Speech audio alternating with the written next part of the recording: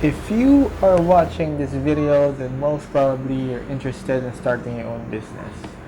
So just like you, I'm a learning entrepreneur too. It's almost a year now since I started our own business. Actually, I'm not alone on it. I tapped on my sister and my cousins and encouraged them to join me on this venture. Well, now we have our own physical store and a brand called the Black Stash. It's a clothing line, it's a lifestyle brand, which actually leans toward a more streetwear kind of style in fashion, in clothing. Today, I'm going to share with you guys some of the things that I've realized while running the business. These are things that used to motivate me, and siguro ito rin yung motivation nyo ngayon why you want to start a business, and it's very helpful to know why these things shouldn't be your motivation. So these things actually revolves around money, time, and success.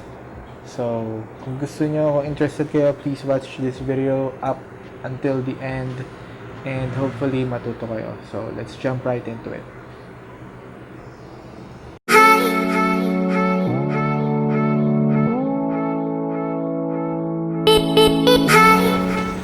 Okay, so the misconception number one. It's the idea that once I have my own business, everything is going to be okay. But let me tell you the truth, it's not true.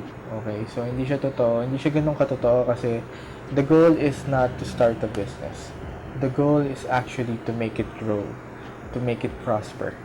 And if you're thinking that once you have your business, everything is going to be okay, I mean, that's it. Well, hindi. Hindi siya ganun kadali. At hindi siya matatapos sa pagsisimula lang ng negosyo. You have to work and you need to work. You have to work hard to make it grow. That's the goal.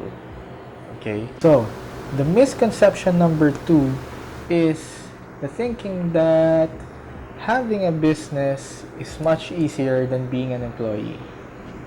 Based on my experience, and I guess 90% of the entrepreneurs would tell you that it's not that easy. It's much harder actually than being an employee. If you're an employee, you just slack around the office, and by the end of the month, you could still expect a salary. While as being a businessman, if you don't work hard, then you don't have money by the end of the month, or by the day, or by the week. It's literally earning your own money. Well, it still depends on what kind of business you have. Kung ikaw si Lucio Tan or ikaw si Henry Sina, you have people under you that's doing the legwork for you, then great. But if you are just starting out, just like me, then you have to do all the work. So you have to think of how to make money, how much money do I have left, and there's just a lot of things to consider in running a business. Well, again, if you have people to do it for you, then great. But if you're just starting out, then don't expect too much. You need to work harder than an employee. And that leads us to our second point, which is the belief that once you have your own business, you'll have all the time and freedom in the world. Complete freedom. Well, actually, that's not right again. That's a lie. That's a misconception. If you're spending now on your work from 9 to 5 p.m., well, guess what? In running a business, you have to work up until you sleep that night. Okay, so yes, there's some sort of freedom, but not complete freedom. Kasi you need to put in some hours. Hindi lang siya effort, kundi yung hours, yung time, yung focus mo kailangan nasa negosyo to make it grow. Remember, the goal is not to start a business, back to the first point natin, but the goal is to make it grow. If you need to make it grow, then you need to put on effort, then you need to put on time. Okay, so nandun pa lang tayo sa third misconception, and then the fourth misconception is the idea that once you have your business, you are your own boss. You are the king of the business. Well, it's not entirely true because you need to have a mind shift. you are not the king of your business. But sino yung hari ng business mo? Well, at least on the business perspective, who's the king of your business? Well, the king of your business are your customers. You need to please your customers. So even if you're in the retail business, or even in you're in the service business, I guess pareho lang naman yon. Your customers will still be, well, has to be your the king of the business. Okay, the fifth and final misconception that I have for you guys is the idea that you can get rich fast in having your own business. Yun din yung akala ko. Yun din yung akala ko na mabilis lang, na isang snap lang, magtayo ako ng negosyo, bukas mayaman ako. No, hindi pala siya ganun. So, yun.